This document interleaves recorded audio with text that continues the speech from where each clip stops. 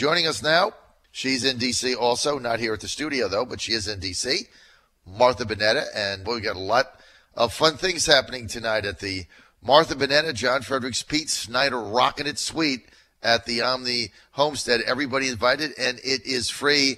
Good to talk to you, Martha. Good morning. Last night looked amazing at the Trump Hotel. I was on a plane and couldn't be there, but I have to tell you, everybody that went said that Corey did an amazing job, wall-to-wall people. The book looks incredible, and we're going to be giving away one or two books possibly at the suite, maybe more, who knows. We're going to be doing some drawings, and it'll include Let Trump Be Trump. Well, I tell you what, it's going to be a lot of fun, and I think we got the best suite there. That's just, I really feel good MAGA about Freedom it. Fighters. I know. So why don't you tell everybody about it? Okay, so our suite is the MAGA Freedom Fighters Suite. It's a celebration of the Trump-Pence administration and all the great work they've done, promises made, promises delivered. Everyone is so excited. You know, I got a call several weeks ago from a lot of people saying, you know, Martha, we want a fun, rocking suite. We want a suite that's going to celebrate the Trump administration, and we want to make sure that there's something like that there. And I just was really excited about the opportunity to have this with you and Pete, John, and it's going to be a lot of fun. I have special historic memorabilia that you can't buy anywhere. They're in these little gift boxes. We're going to give them away. We have a lot of them, but, you know, when they're gone because you just can't get any more. We're going to be giving those away. We're going to have a lot of fun things going on, really good food, open bar. It's going to be a lot of fun, and I can't wait to see everyone. And it's going to be a real celebration of all the great things that Donald Trump and this administration has done. And it'll be tonight at the Omni, those that are coming to the advance tonight. And Senator Perdue, I believe, is going to be there from Georgia, and a lot of other people. But it's kind of the annual thing where Republicans get together. It's called the Advance. If you've never been to the Omni Homestead in Bath County in Hot Springs, I mean, it's a little bit of a hike from some of Virginia, 4 hours from D.C., 5 hours from Virginia Beach. But it's a beautiful hotel, especially during Christmas. I mean, absolutely breathtaking. Oh, it's magnificent. It just takes your breath away. It's historic. Our suite, our rocking suite, is at 9 p.m. It's in suite number 1205. And it's the, you know, one of the best suites they have, other than, you know, unless you got the presidential suite or the, you know, I guess governor's suite that they have. But it's right. There's a staircase that connects us to. There's a few suites that are going to be, you know, upstairs above us. There's a floor directly above us, but ours is the party suite. We're going to have a lot of fun. A lot of great people are coming, and I just can't wait, John. I mean, we really need a party like this to celebrate all the great things we do here in Virginia, and also to celebrate Donald Trump and all the promises he's delivered. Well, yeah, so I think that's going to be a lot of fun, and we appreciate all the hard work that you've done for this. Martha, thank you so much. Let's talk a little bit about the state of the Republican Party, okay? Let's be candid with each other. I know both of us were quoted in the story on it that came out today by Laura Vizela and Jenna Portnoy in the Post, but let's be candid. The Republicans, Martha, took in Virginia, took an absolute shellacking a couple weeks ago. I mean, it was just a disaster. It was a slaughter. A month ago. It was a slaughter. Let's call it what it is. It was a complete slaughter. They lost at least 15 seats in the House, could be 16 or 17, but almost possibly, you know, blew the speakership, and they're in big trouble, and Gillespie got his clock cleaned. So the Democrats have won 10 in a row.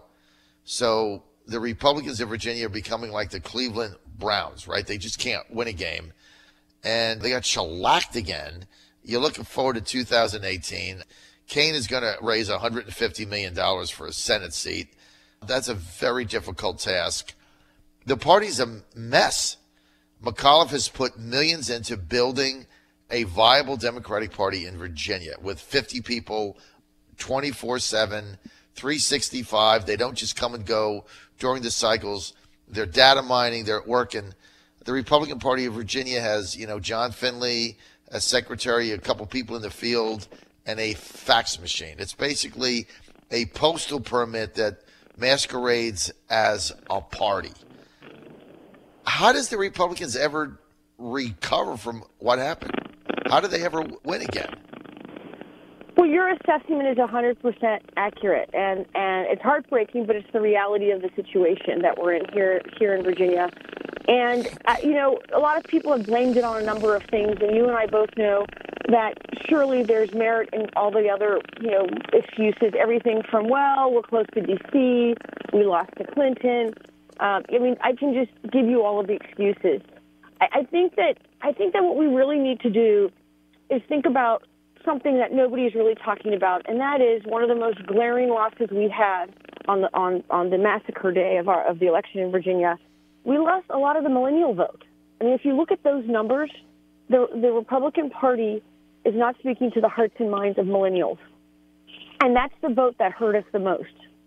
And I think that that's something we need to process. On Election Day, there were massive get out the vote efforts from the Democrats. They were literally calling the electorate and saying, listen, it's noon, you haven't come and voted yet, do you need a ride? I mean, that's how organized and orchestrated they are. They sent out massive text messages saying, dump Trump, vote Democrat. And, hundreds of thousands of voters received that message. And I think that, as a party, we need to really think about becoming more organized, reaching out and touching the millennial voters that clearly sent us a message on Election Day. Don't you agree, John? Yes. I mean, the people that are trying to say this was not an anti-Trump vote or send a message vote are delusional, because that's exactly what it was. And they voted for anybody that had a D by their name.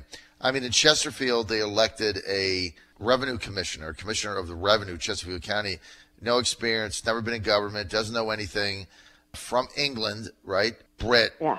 It made no sense. Had a D by her name, she wins.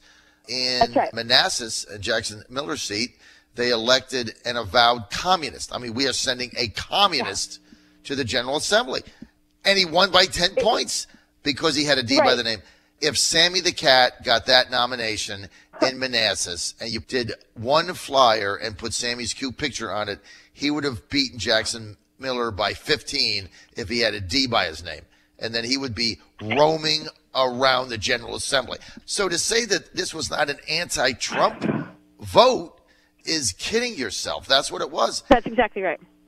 That's what it was. And I think, too, hopefully this will resonate with Republicans.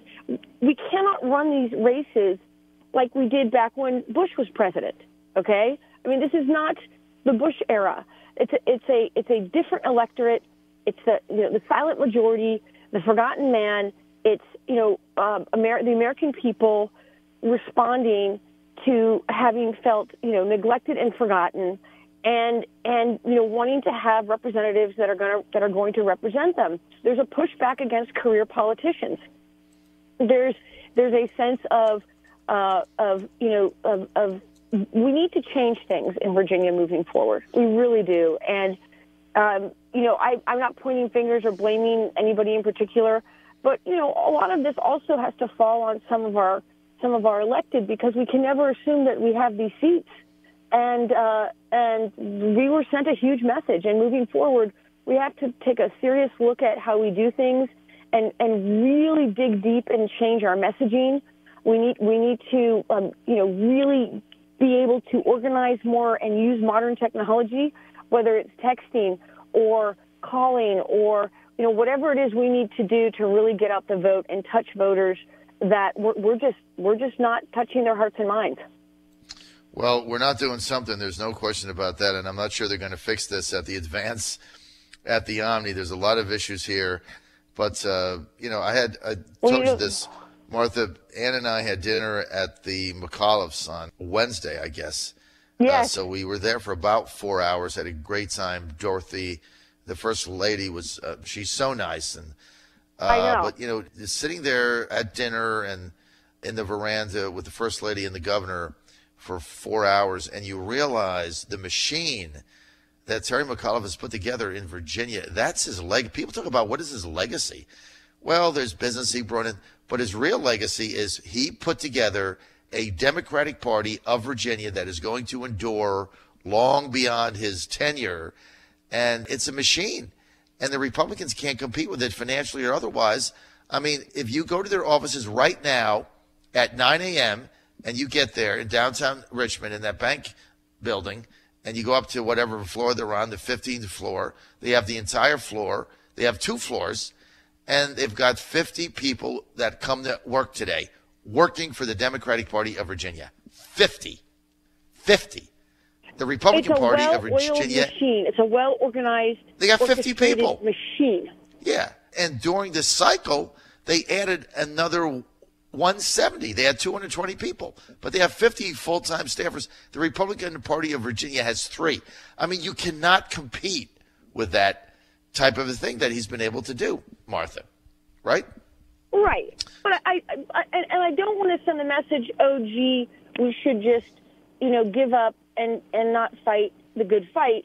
That's not what I'm trying to suggest, because time and time again, there's example after example of how we've been underfunded, sometimes 10 to 1. And I think that's historically been the case. And moving forward, we're going to see that even more. I mean, George Soros dumped, I don't know how much into Virginia in terms of, not just to the Democrat Party and to individual candidates, but to all these other organizations that are popping up everywhere. So we are overspent. And we've been able to prove that has not kept us from winning in key races.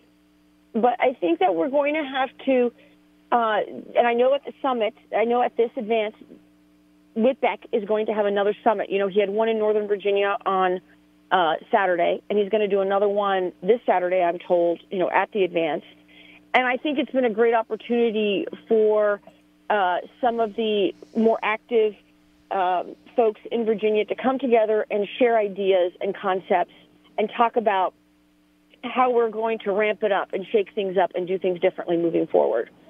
Because that's what we need to do. What you got we need to rethink how we do everything.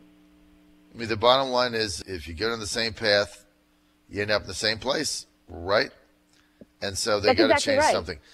Let's get to the U.S. Senate race on the Republican side, Martha. One candidate in officially, Corey Stewart. It was an article in the Washington Post that came out today. You and I were quoted in it, saying that the Republicans are looking for an alternative to Stewart. I just want to go on the record. I am not one of those people. And I think this is an election where Republicans really have to decide where's their party going. So Stewart goes in the favorite. E.W. Jackson expected to get in very shortly. I think he's viable. And then Nick Freitas also, we expect him to announce House of Delegates member at the advance.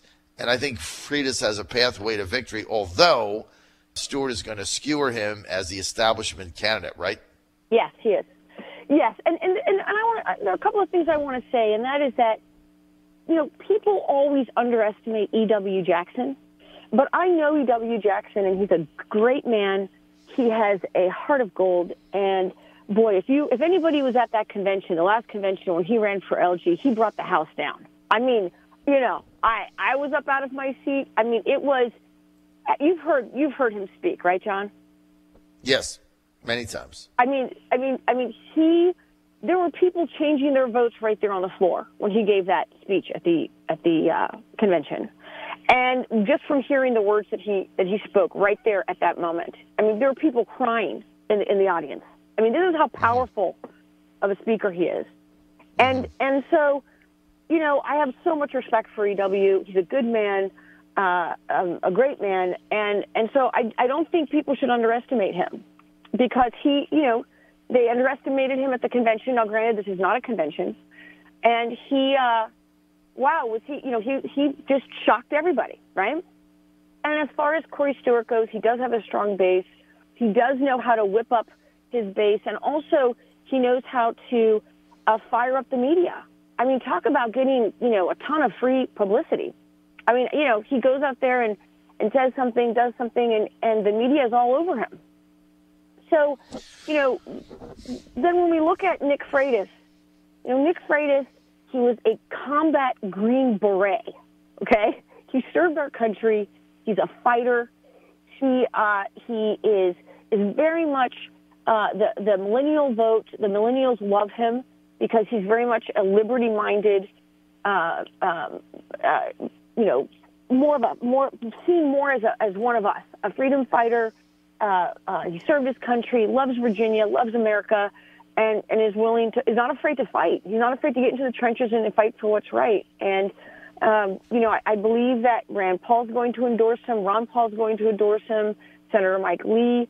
I believe that he's going to get some really strong endorsements from all right, I got to get out. Leaders. We're out of time. I'm going to see you tonight at the Advance. This is the John Fredericks Radio Network.